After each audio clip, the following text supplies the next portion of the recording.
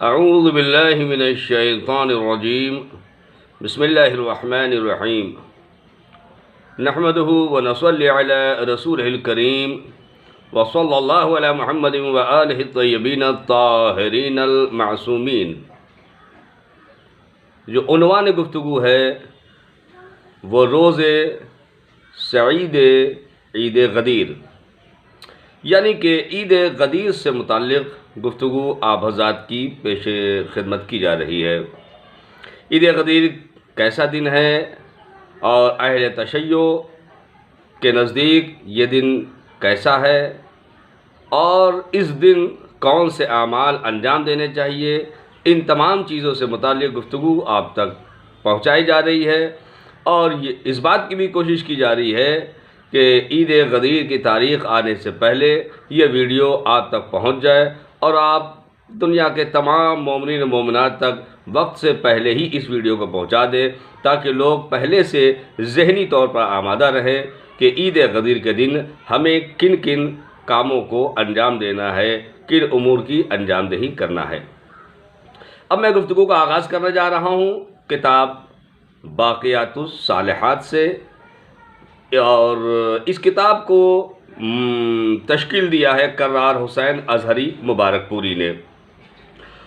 اسی کتاب کے پیج نمبر 187 سے میں گفتگو کا آغاز کر رہا ہوں۔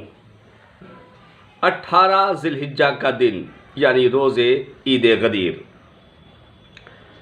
فرماتے ہیں کہ عید سعید غدیر عید اللہ الاکبر، اسے عید اللہ الاکبر بھی کہا جاتا ہے اور اسے عید آل محمد بھی کہا جاتا ہے۔ یہ سب سے عظیم عید ہے۔ میں عرض کر دوں کہ ہمارے ہاں 4 عیدیں تو اور بھی ہے، عید مباہلہ بھی ہے اور بہت ساری عیدیں ہیں، لیکن 4 عیدیں ہمارے ہاں سب سے بڑی مانی جاتی ہے۔ سال کی 4 بڑی عیدیں مانی جاتی ہیں: عید الفطر، عید الاضحیٰ، جمعے کا دن اور روز عید غدیر۔ اور ان چاروں عیدوں میں جو عید سب سے بڑی ہے اسے عید غدیر کہا جاتا ہے۔ یہی وجہ ہے کہ اسے عید اکبر کہا جاتا ہے۔ اکبر کا مطلب یہ ہوتا ہے کہ سب سے بڑی عید۔ تو عید اکبر یہ وہ دن ہے کہ جس دن مولا کائنات علی بن ابی طالب علیہ السلام کا رسول کریم نے اپنے دونوں ہاتھوں پر بلند کر کے من کنت مولا فہذا علی مولا ارشاد فرمایا تھا، اپنا خلیفہ جانشین، اپنا وصی معین فرمایا تھا 1.25 لاکھ حاجیوں کے مجمع میں۔ اب میں گفتگو کا آگے بڑھاتے ہوئے صفحہ نمبر 188 سے گفتگو کو میں آگے بڑھا رہا ہوں۔ اس میں امام جعفر صادق علیہ السلام کی ایک حدیث ہے۔ چھٹے امام نے راوی کے سوال کے جواب میں فرمایا، آج یہ اعمال بجا لاؤ، روزہ رکھو، عبادت کرو، محمد و آل محمد کو یاد کرو، ان پر صلوات بھیجو۔ یاد کرنے کے، محمد و آل محمد کو یاد کرنے کے مختلف طریقے ہیں۔ ظاہر ہے کہ سب سے مین طریقہ تو یہ ہے کہ جو ان کے ارشادات ہیں ان کے اعتبار سے انسان عمل کرے، اور دوسرے یہ کہ محفل اور کیا کہتے ہیں محفلوں کا انعقاد کرنا۔ خاص طور پہ میں یہاں پر میں یہ کہنا چاہ رہا ہوں کہ حدیث قصہ بظاہر اصل میں ہوتا ہے کہ کوئی چیز اگر بہت زیادہ مشہور ہو جاتی ہے تو اس کی حیثیت لوگوں میں زیادہ نہیں رہ جاتی ہے، لیکن در واقع اگر آپ حدیث قصہ کے بارے میں دیکھیں گے تو بے پناہ اس کے فضائل و مناقب ہے۔ ظاہر ہے کہ یہ ایک بہترین تذکرہ اہل بیت ہے، لہذا اس دن اور جب بھی کسی بھی امام کی ولادت ہو، کوئی خوشی کا موقع ہو، تو حدیث قصہ کو فراموش نہ کرے جہاں تک ممکن ہو۔ تو حدیث قصہ بھی یاد محمد و آل محمد کے حوالے سے اس دن پڑھی جائے۔ 8ویں امام علی رضا علیہ السلام فرماتے ہیں کہ مومن بھائی کو عید غدیر کے دن 1 درہم دینا دوسرے دنوں میں 1000 درہم دینے کے برابر ثواب رکھتا ہے۔ ایک دوسری روایت بھی موجود ہے، اس دوسری روایت کے مطابق 100,000 درہم کے برابر ہوگا 1 درہم اگر عید غدیر کے دن آپ کسی کو عیدی کے طور پر 1 درہم دیتے ہیں، یعنی آپ 1 دیں گے مگر لکھا جائے گا 100,000، یعنی 1 روپے کی جگہ 1,00,000 روپیہ آپ کے نامہ اعمال میں لکھا جائے گا۔ لہذا اس دن عیدی دے، اور کم دینے میں شرمائے نہیں۔ اگر کم بھی ہے کوئی مسئلہ نہیں ہے، آپ سوچے کہ ارے 5 روپے 10 روپے کس کو کیا دیں، نہیں، ایسی کوئی بات نہیں۔ آپ 5 روپے 10 روپے، حتیٰ کہ 2 روپے اور 1 روپے بھی آپ عیدی دے سکتے ہیں۔ کم دینے میں شرمائے نہیں، بلکہ زیادہ سے زیادہ لوگوں میں عیدی تقسیم کرنے کی کوشش کریں۔ گفتگو آگے بڑھتی ہے، فرماتے ہیں کہ مومن پر احسان کرے، عید غدیر کے دن مومن پر احسان کرے، اسے خوش کرنے میں بہت ثواب ہے۔ یقیناً مومن کو خوش کرنے میں بہت ثواب ہے۔ اس سلسلے میں میں آپ کو رسول کریم کی ایک حدیث بھی سنا دیتا ہوں تاکہ مومن متوجہ ہو سکے۔ رسول کریم نے فرمایا کہ من سرّ مؤمنا فقد سرّانی، بہت بڑی بات ہے میرے دوستوں، میرے بھائیوں۔ فرمایا کہ جس نے کسی مومن کو خوش کیا اس نے مجھے خوش کیا، رسول فرما رہے ہیں۔ یعنی نامہ اعمال میں یہ نہیں لکھا جائے گا کہ آپ نے کسی مومن کو خوش کیا، وہاں یہ لکھا جائے گا کہ آپ نے رسول خدا کو خوش کیا ہے، اور رسول خدا کو خوش کرنے کا جو ثواب ہے وہ آپ کے نامہ اعمال میں لکھا جائے گا اگر آپ نے کسی مومن کو خوش کیا۔ خلاصہ یہ کہ اس شریف دن کی تعظیم لازم ہے، اور اس کے بعض اعمال وہ میں بھی بتانا ضروری سمجھتا ہوں۔ اس دن روزہ رکھنا، عید غدیر کے دن روزہ رکھنا 60 سال کے گناہوں کا کفارہ ہے۔ 60 سال کے گناہوں کا کفارہ ہے۔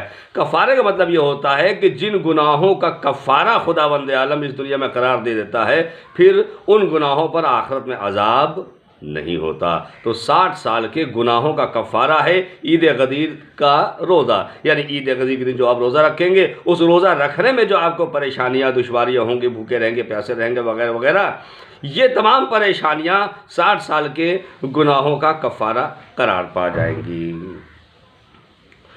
اور اس میں بیان کیا ہے کہ ایک روایت کے مطابق دنیا کی عمر کے برابر روزہ رکھنے کا ثواب ہے۔ یقیناً میں نے اس کتاب کے علاوہ دوسری جگہ بھی پڑھا ہے کہ عید غدیر کے دن ایک روزہ رکھنا ساری زندگی روزہ رکھنے کے برابر ثواب رکھتا ہے۔ یعنی عید غدیر کے دن اگر کسی نے ایک روزہ رکھا تو گویا ایسا ہے کہ جس دن وہ پیدا ہوا تھا اس دن سے لے کر جس دن وہ مرے گا اس دن تک گویا کہ اس نے ہر دن روزہ رکھا، ولادت سے لے کے وفات تک گویا ہر دن اس نے روزہ رکھا ہے۔ اس کا ثواب اس کو ملے گا ایک روزہ رکھنے پر، عید غدیر کا روزہ۔ اچھا، 100 حج اور 100 عمروں کا بھی ثواب ہے اسی روزے میں۔ 100 حج اور 100 عمروں کا بھی ثواب ہے۔ اللہ اکبر، بے پناہ اس کا ثواب ہے۔ نمبر 2، غسل، عید غدیر کا غسل بھی کریں کہ غسل عید غدیر کرتا ہوں میں قربتاً الی اللہ۔ ظاہر ہے کہ تمام غسلوں کا طریقہ ایک ہی ہوتا ہے، صرف نیتیں بدلتی رہتی ہے۔ نمبر 3، زیارت امیر المؤمنین علی ابن ابی طالب علیہ السلام پڑھے۔ یہ مولا علی کی زیارتیں بہت سی ساری ہیں، کتابوں میں ہے، مفاتیح الجنان وغیرہ میں مل جائیں گی۔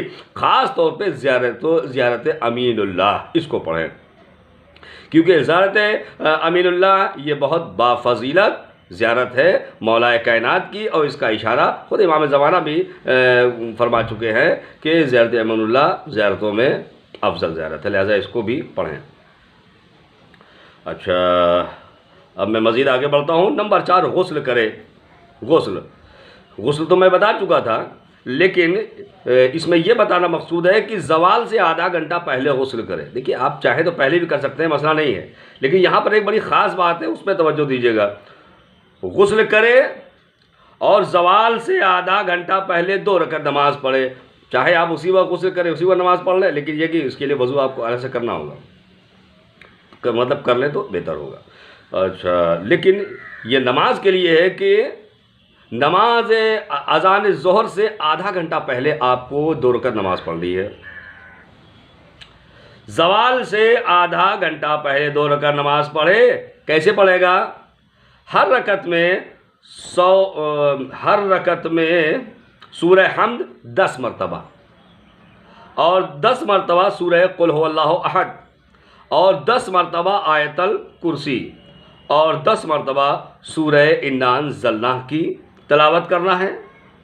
یہ نماز اگر آپ نے پڑھی تو اسی کتاب کے صفحہ نمبر 189 پر یہ لکھا ہوا ہے کہ 100,000 حج اور 100,000 عمروں کے برابر ثواب ملے گا اس 2 رکعت نماز میں، اگر آپ نے زوال آفتاب سے آدھا گھنٹہ پہلے یہ 2 رکعت نماز آپ نے پڑھ لی۔ اچھا،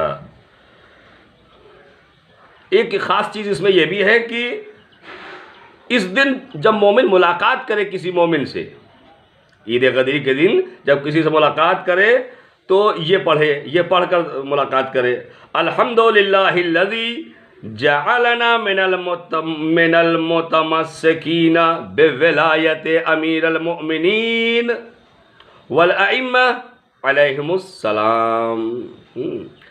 یعنی تمام تعریفیں اس خدا کے لیے ہے کہ جس نے ہم کو مولا کائنات کی اور تمام ائمہ علیہ السلام کی ولایت سے متمسک فرمایا ہے، یہ اس کا ترجمہ ہے۔